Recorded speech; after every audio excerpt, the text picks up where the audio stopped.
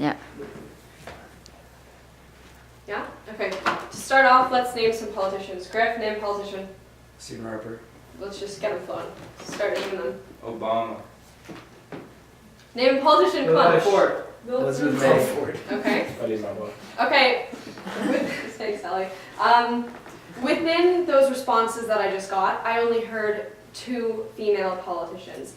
And I'm not trying to shame you guys. It's the natural response from such a diverse community such as TCS, considering that females aren't politically equal to men in any region of the world. And specific to Canada, females make up 52% of our population, but we actually only account for about 24% of seats in municipal, provincial, and federal government.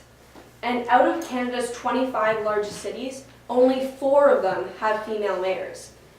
And to me, that's honestly flat out depressing.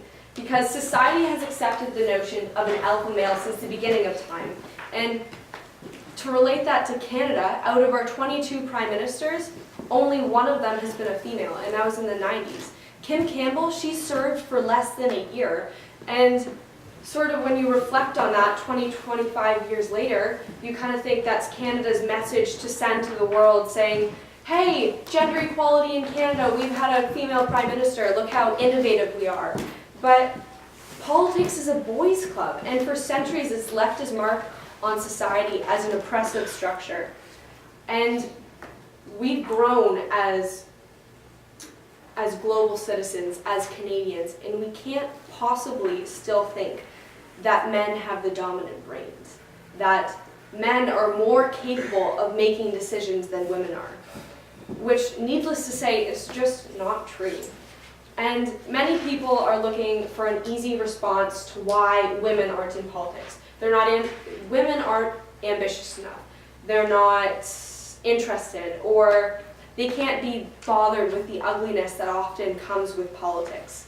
But I don't believe that one bit, because what I've researched, it showed me that the barriers are far more complex and abundant than just those easy answers. And my feelings are supported by something called the political glass ceiling. And the political glass ceiling is a term used to describe the unseen yet unbreachable barrier that keeps women from rising to the rungs of the political ladder, regardless of their achievements, their education, or their qualifications.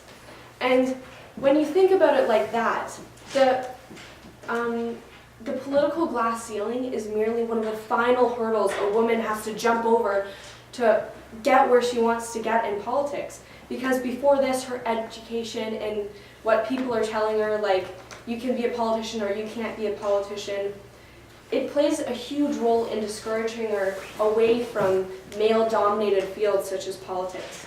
And I have an example to support this. In the US, there's a poll taken of 11 to 17-year-old girls back in 2012, and it found that 74% of these girls believed that they would have to work harder than a man to prove themselves, to be taken seriously. And embarrassingly enough, I'm one of those women. I think a career in politics would be so cool, but even when I'm talking to my immediate group of guy friends about politics, I feel like in the first 2 minutes or in the first 2 sentences of me talking, I need to establish my opinion. I need to show them that I'm worth listening to. And do you know what? That's not a great feeling when you're talking about something that you love. And the thing is, this makes it difficult for women to spark an interest in politics. Because honestly, why would you go into something that you're already at a clear disadvantage at? So just a question for you guys to think about. Do women have to be twice as good to go half as far in politics? And I don't have an answer for that question, but I do want to talk about the more concrete barriers that are stopping women from jumping full into politics. Because women are generally the main caregivers in a household, and if they won their riding, then potentially they're going to have to spend way more time in the provincial capital. They're going to have to spend way more time in Ottawa and take away precious time from their kids. Second of all, the over-polarizing, bullying nature that's that revolves around politics is not something women want to get into.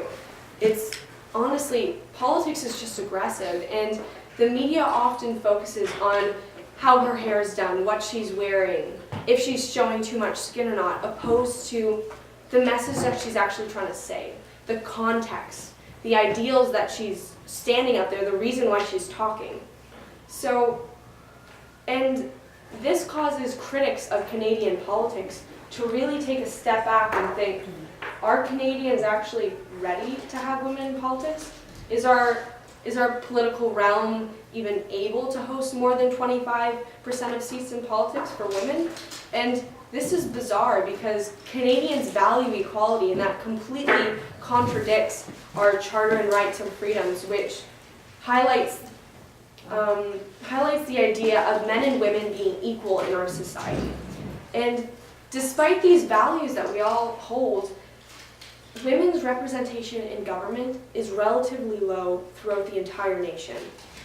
How can a democracy, our democracy, be deemed legitimate if it's failing to fully encompass half of the ideals of our entire population?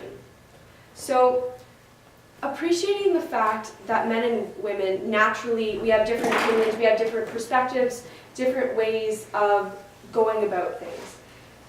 With so few women involved in participating in Canadian politics, it results in many of these female opinions being underrepresented.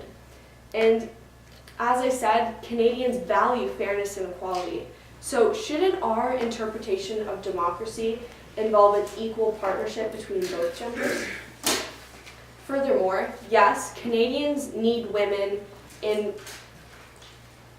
politics to do good stuff like encourage diverse legislature and bring different political dynamic to the environment.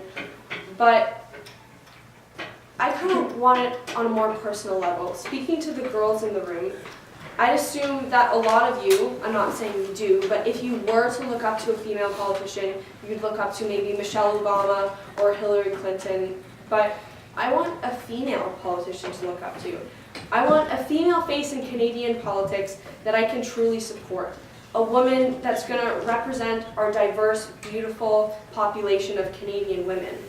And today we see so much negative media post to teenage girls. I truly think that if we had a female prime minister for more than a year, I think it would completely change the Canadian societal view on women, on feminism, and issues like that. So I think that the surest way to improve our political talent pool is start tapping into that 52% that has historically been excluded from politics. And from the US Senate to Toronto City Hall, two things that potential politicians have in common is one, you wouldn't trust them to mow your lawn, and two, they're men. So having more women in politics will improve the opportunities of underrepresented Canadians and create a healthier, more democratic political system. And we need more women in politics because statistically, female politicians are going to concentrate more on issues such as daycare, gender equality, reproductive rights, and children's welfare. And the thing is, when I said those, you're not like women, woman, woman. It's like all of those pretty much apply to all Canadians, men and women, not just women. So the fewer women we have in Canadian politics, the more that these topics become the concern of a small minority. Never mind the fact that these ideas represent the ideas of 52% of our population. When men control the discussion on these issues, their lack of experience and knowledge on them can often completely derail the conversation in general. So what I'm trying to say is that so many girls, even just looking around in this room, would be incredible politicians, but they need to be inspired. They need to see it, you know? And I'm not saying that doesn't happen, because relating to Ellie's TED Talk, he talked about NGOs. So there's an NGO called Equal Voice, and their main goal and task as an NGO is to break the political glass ceiling. and really analyze statistics within Canadian politics, seeing how many women are in it, seeing if the numbers are fluctuating, what's going on. And Equal Voice and I both want the Canadian glass ceiling to be shattered. And I hope after this TED Talk you guys do too.